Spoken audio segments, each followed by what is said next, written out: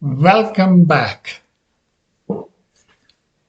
Welcome back to HIP, Health Insurance Personalized. This is Consumers Doctor on the behalf of Foremost Organization. On my previous episodes, I mentioned quite a few times about the Health Review Authority. Health Review Authority is an enforcing agency for the insurers and protects the consumers, and it enforces on the rules and regulations on the insurers. So the participating insurers are under the control of the Health Review Authority. Health Review Authority should operate as a self-sufficient entity deriving operating funds from multiple membership and processing fees, folks. Membership and processing fees.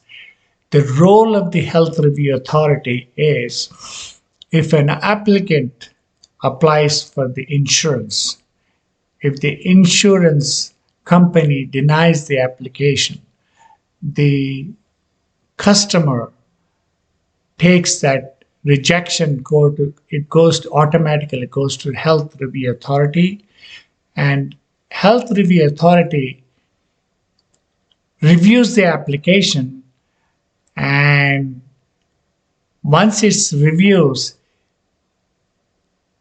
it will give the certificate of guaranteed coverage, and the participating insurers have no other choice but to accept the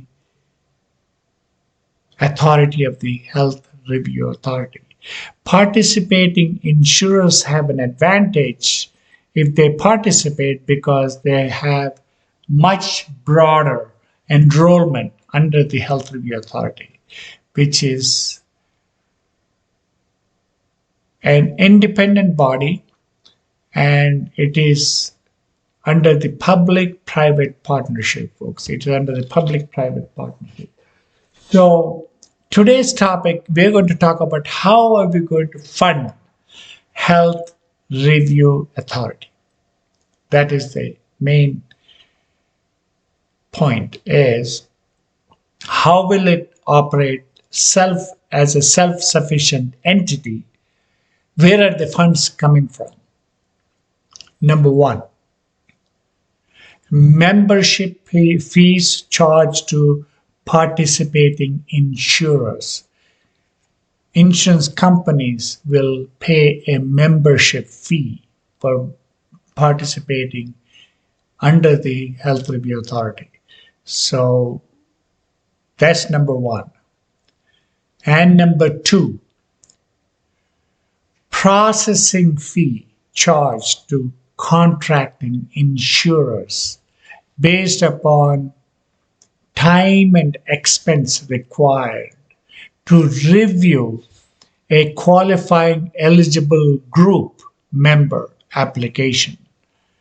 Just to review it, time and effort it takes to review the applicants which were denied earlier by the insurer.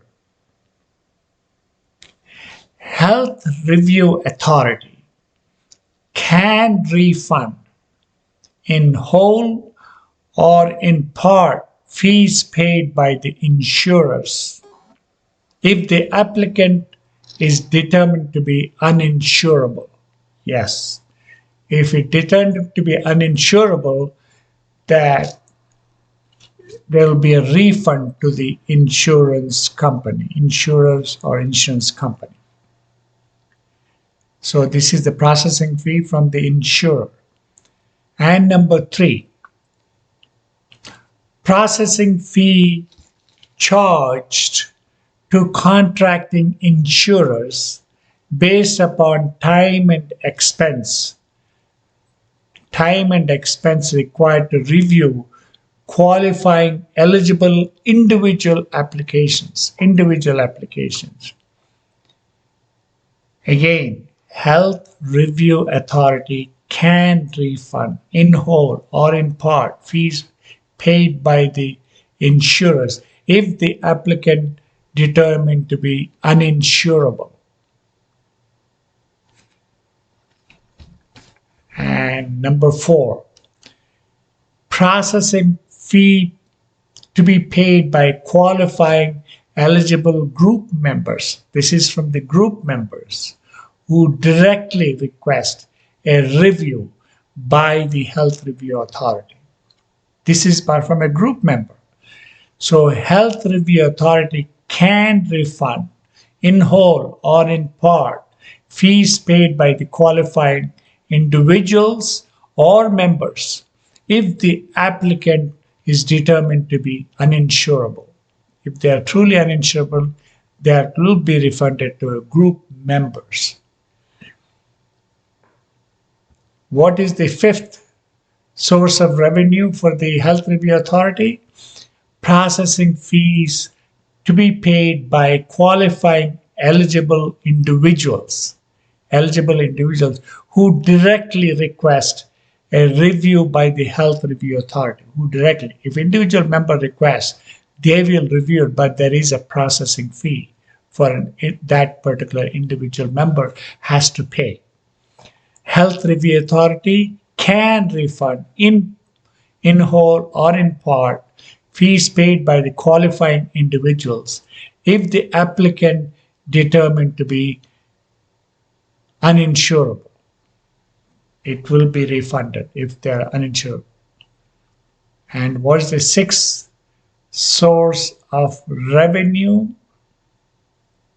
or funding? What is the 6th source of funding? The authority is authorized to request state and federal funding for the initial organization and operation expenses of the Health Review Authority. It will be state and federal funding. That's the 6th source of revenue. What is the 7th? The Health Review Authority, is authorized to seek federal and private grants to support the establishment or operations of the authority and the impaired health support coverage. Yes, this is the 7th source of funding from the federal and private grants to support the impaired health support coverages. And number 8, other revenue opportunities as approved by the Health Review Authority Governing Board. So these are the different sources of funding for the Health Review Authority. What happens is, if the insurers reject the application, it automatically goes to the Health Review Authority. If the Health Review Authority determines if the particular member is truly uninsurable, that processing fee will be refunded either to the insurer or to the group or to the individual who is requesting the review. They will be refunded if they are truly uninsurable. And also they get the funding from the state and federal grants, and also Health Review Authority can seek additional funding when it is approved by the Health Review Authority Governing Board. So this is how the Health Review Authority stays independent of the government, independent of the insurers, and independent of the consumers. The main role of the Health Review Authority is to empower the consumer, protect the consumer, and also issue a certificate of guaranteed coverage for the people who really deserve it, people who really need the care. People who are impaired and they're not able to take care of themselves. So, especially in the chronic illness category, the Health Review Authority goes a long way in helping and issuing a certificate of guaranteed coverage. In the next segment, we will talk about how to fund impaired health impaired health plans, how to get where the funds come for the impaired health plans. We will talk about on the next episode. Thank you for listening, and if you do like this, subscribe and share and hit that bell notification button. We will see you in the next episode. Goodbye.